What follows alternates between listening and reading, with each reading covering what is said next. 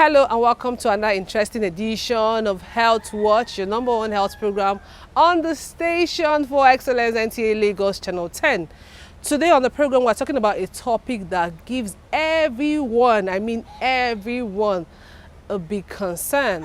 We're talking about substance abuse, and this has affected a lot of people, a lot of intelligent minds. It has cut short a lot of dreams. It has affected a lot of relationships and even family. And don't forget, for the past 2 weeks, our searchlight has been on topics affecting men. And we're talking about substance abuse in men. We are not saying that it is gender-based, but we have more men that are affected by substance abuse than women.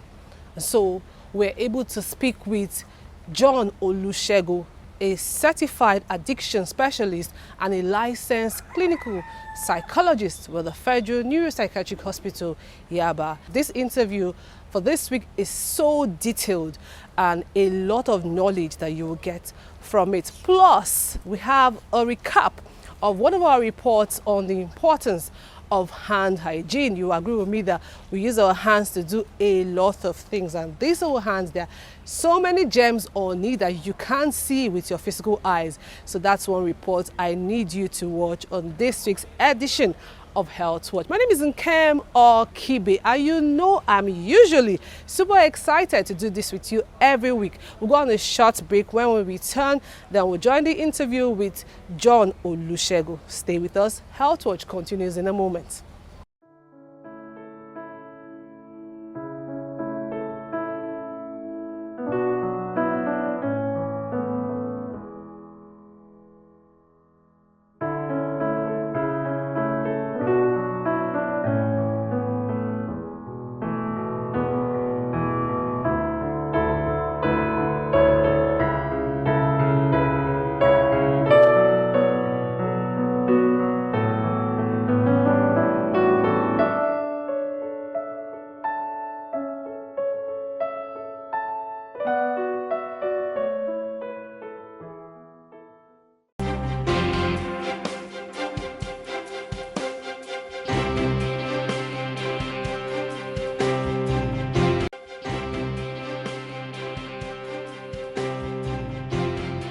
When we talk about substance abuse, is similarly talking about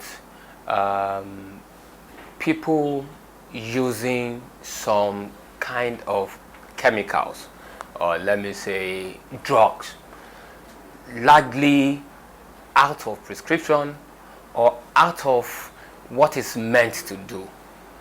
And sometimes they use more of it, or frequently more than they should use it, or even when it is not needed at all, or using it to cope with normal day activity that they could have coped with without using that drug. In our own word, we say that is a problematic use of substance that is largely characterized with compulsion to get it and to use it, despite having harmful effect on them. They just keep going back to it. So that's what we refer to as substance abuse.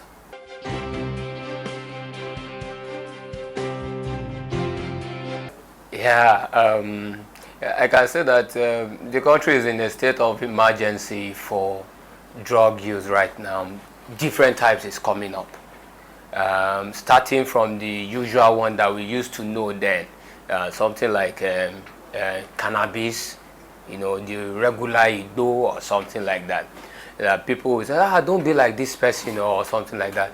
Even alcohol, so to say, it is widely accepted, but it is also a substance that, you know, when it touches the brain, it changes certain activity of the brain, it alters the mood, alters the behavior.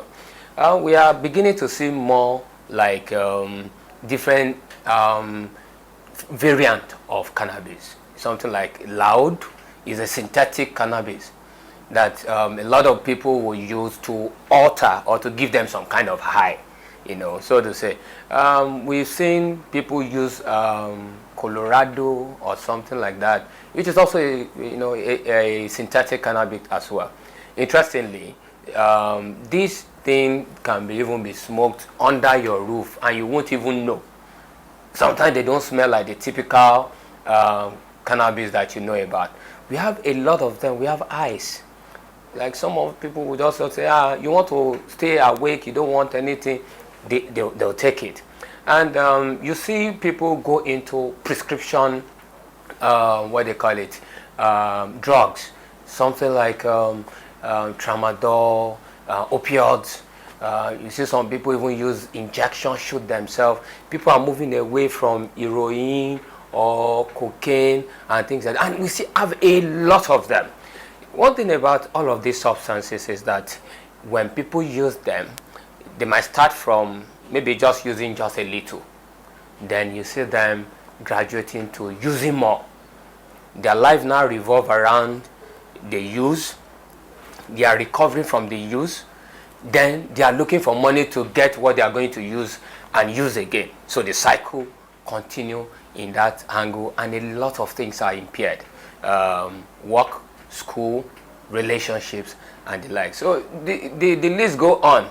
You know, in party now, they will even be nailing some things from balloon, and you are asking, what is that about? But it is substance somewhere inside. So some of them you know the name, some of them you don't know the name. But anything that is altering people's feeling, you don't just change your feeling to highness without touching somewhere on the brain. And that is what we refer to as psychoactive substances.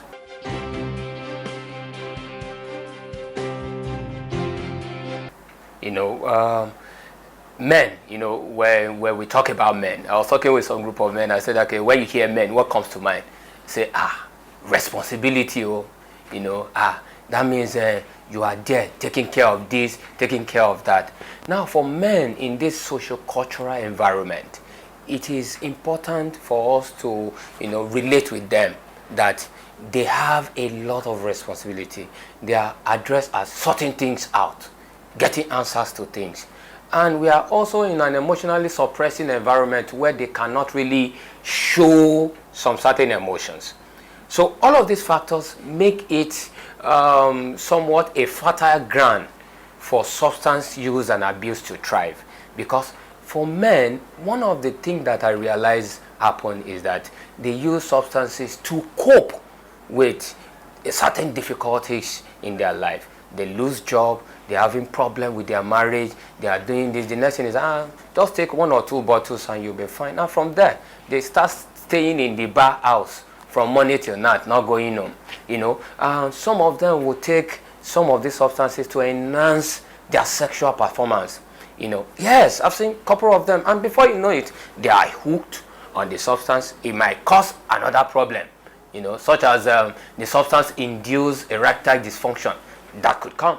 You know, you can also see for men, money problem. They want to sort this, they want to sort that, and that is also impairing on the risk for substance use for men. You know, I've seen a couple of people that say they take this loan, take that loan. Then the worry about the loan and things like that make them to say, oh, they are escaping the reality by shifting towards substance use. So aside from that, the early life experience of some men also play a long role. I know right now there's a lot of group for girls in this, girls in that. How many of this is done for boys? Because I tell people that the man you are seeing is the son to the child. That is the child, the son is the father of a man. What they had experienced while growing up, how many forum is available for them to resolve it? And some of them are going on with a lot of trauma in their head without getting it resolved. So trauma, you know, money problems, relationship problems, trying to cope with all of these things are some of the factors that drive them closer to substance use.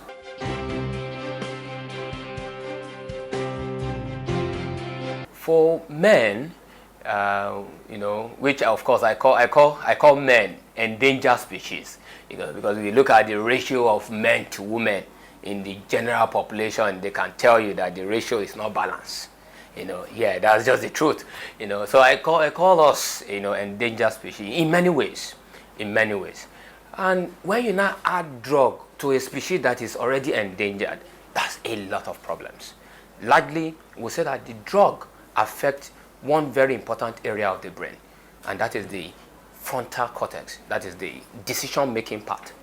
Is the one that is capable of rational thinking and the like. So if someone use substances for whatever reasons, the ability to make the right call, the right judgment is eroded. In turn, it will be giving the person poor decisions. That's why you see the person borrow money more than usual, see the person get into trouble here and there, which creates more problem, stress for them. So they are trying to cope with stress with it. Meanwhile, using it is also creating more stress. That is in terms of their mental health. Also, in the poor decision making, because of that area of the brain that is affected, you see a lot of them going into domestic violence. Yes, after they have drink finish, they enter house. The trouble that they think they have run away from is waiting. So, and the drink is still there. It has inhibited the part of them that can think right. So before you know it, the hand is raised like automatically, and the next thing you see is just here and there. Yes. So you see a lot of domestic violence, abuse to the children, abuse to everybody in the home, and just starting from there is starting from their own. When they now sit down and think about it, a lot of guilt, shame, and the likes come on them. I'm talking about men that I've had to intervene with, in my course of practice. And I can also tell you, in the mental health of men, it promotes addiction. Because addiction is something, it's not just use. Like we're saying before, that not everybody that use will end up having some addiction.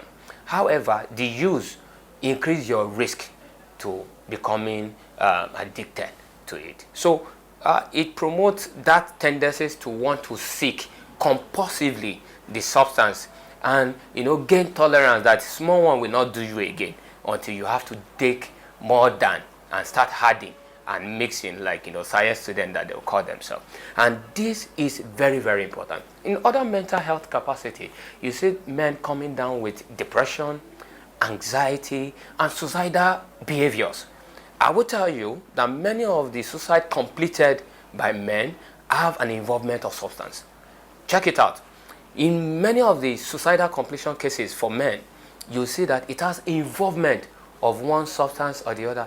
You must have read about some celebrities that they just found in their tub or OD'd or whatever it is. And by the time you are exploring the case, they'll tell you, oh, this person was having some bankruptcy issue or dealing with something. Substance use have a way of triggering and maintaining some psychological problem like depression and anxiety. And that's one thing I want men to know, because we can't escape from reality. By the time you leave the substance, the reality remains and you are going to face it.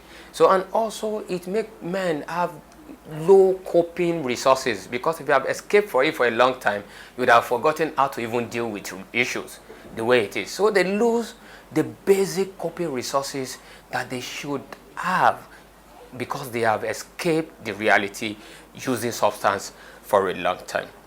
So I've seen also that substance use progress into psychotic behavior, and now I like to close with that.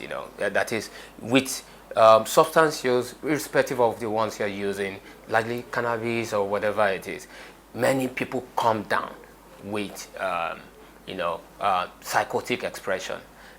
They start seeing things that other people are not seeing, hearing voices that is not there. Oh, they want to come and kill me. Everybody is after me. They will carry machete and put it under their this and that, so that if anybody come, I'm talking about cases I've seen. If anybody come, I don't want to injure anybody. I'm just using that to protect me. How will you keep a new branded machete and you want your wife and children to still stay under the same roof with you? They leave. So they start, having some psychotic expression that required immediate intervention in that process. So quite a lot of mental health issues that come up with substance use.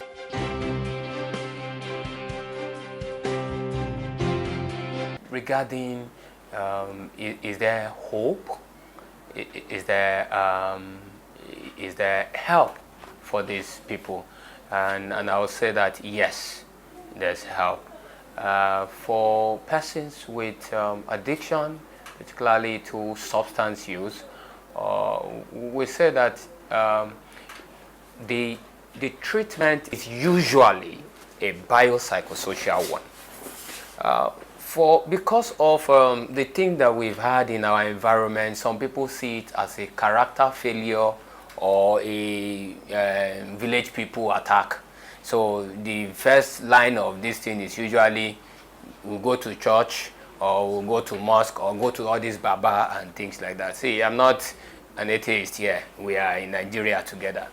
However, this has been proven to be a health situation. And I've seen people get more results using the rehabilitation process. Now, for biological, how do you address someone that is already shouting, maybe saying, I'm seeing someone, or I'm hearing some voices, and you can't hear, you can't see. It's just a show that the drug that the person is using have touched certain part of the brain. And there's no amount of talk at that moment that you can do that can really address that. So the best thing probably what you want to do is for you to involve a clinician, maybe a psychiatrist in this context, to administer some medications to address the psychotic episode to calm down. So if psychotic episodes are addressed, by medications or so, then there are some psychological issues that probably trigger this thing that need to also be addressed. People don't just come down with substance use issue. Maybe they have some disappointment in life that they can't cope with that led them into that place. So all those trauma, abuse that we need to address too, then the psychological part will be taken care of by professionals, psychologists perhaps. Then there is need for social support.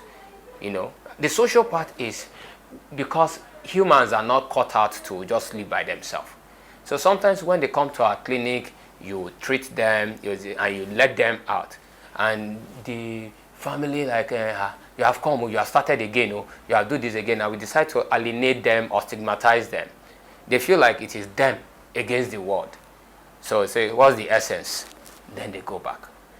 And for people that have people around them that have this substance use problem, it's important for you to first recognize that this is an health problem. I mean, you would not stigmatize someone that have hypertension or diabetes. So also, let us not stigmatize them. The assumption that, they are, they are destructive, they are this, maybe we need to adjust that and try and help them to see purpose and meaning with life. As much as possible, we can also help them point out what they are doing right and reinforce what they are doing right. Because I've seen some people going through recovery and they say when they leave after we do the detoxification, we do the psychotherapy and they went back. But even when they were doing things right, people will not see it and recognize it. But until they do one thing wrong and say, you have gone back to smoking, you have done this. Although they might not have gone back to smoking, but because they did that one thing wrong, then they were. But when they were doing certain things right, did we recognize it? Did we reinforce it? Did we celebrate them? So some of this positive support and less stigmatization and bringing them at the right time. Because sometimes we'd have gone to Kafancha and Sokoto after putting them for some 4 years with one cleric and whatever it is, and now say, okay, let us come and, sometimes you have made them go through a long duration of untreated psychosis, and you now want the best of results. So much of awareness, we give people idea of how better we can support them. We support them with love, try to understand that they are human and they are separate from the substance. You can still see that person when you take the substance away from them. And I think that support is very, very important.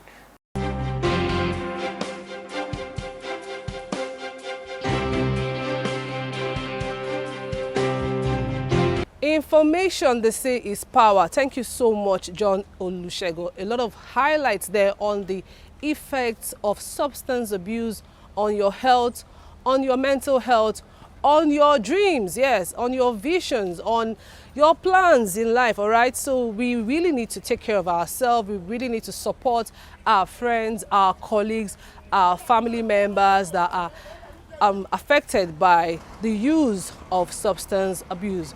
Up next is a report on the importance of hand hygiene. Let's see this together. We'll be right back.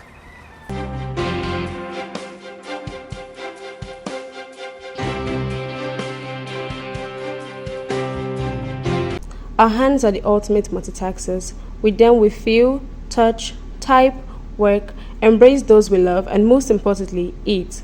They are the gateways between our body and the outside world. World Hand Hygiene Day is celebrated every 5th of May to emphasize the importance of hand cleanliness in preventing disease transmission. Hand hygiene is one of the simplest and most effective ways to protect ourselves and those around us. It is a habit that can save lives. How often do you wash your hands? I know they wash my hand anyhow. Sometimes when I carry water, I call person to come and help me pour water for my hand. I wash my hand regularly. It depends on what I touch, what I do. So if I'm not comfortable with things I touch, I can wash my hand maybe even 10 times a day. If I touch any rail like this, immediately I come down, I look for a way to sanitize my hand because I know many people has touched the rail and things like that. Every 5 minutes, as long as I visit the kitchen, visit the toilet, or I eat finish, or I must clean my hands so that it will not contact any germs. For we in medical line, it is something that we have to do. It's like a lifestyle, always washing our hands rather. Whatever you do, because some sickness and some things, because there is dirty in this hand, but maybe at times you will not see it. But when you wash your hand, in that water, if you use basin to wash your hands, you will see how that water will look like. Very dirty, but in your hands, you will not see it. Wash your hands with soap and water before eating, after using a toilet, after blowing your nose, coughing or sneezing, after touching animals or their waste, and also after being in contact with a sick person. Let's spread awareness about the importance of hand hygiene and make it a habit to keep our hands clean always. Together, we can create a healthy, happier world, one clean hand at a time.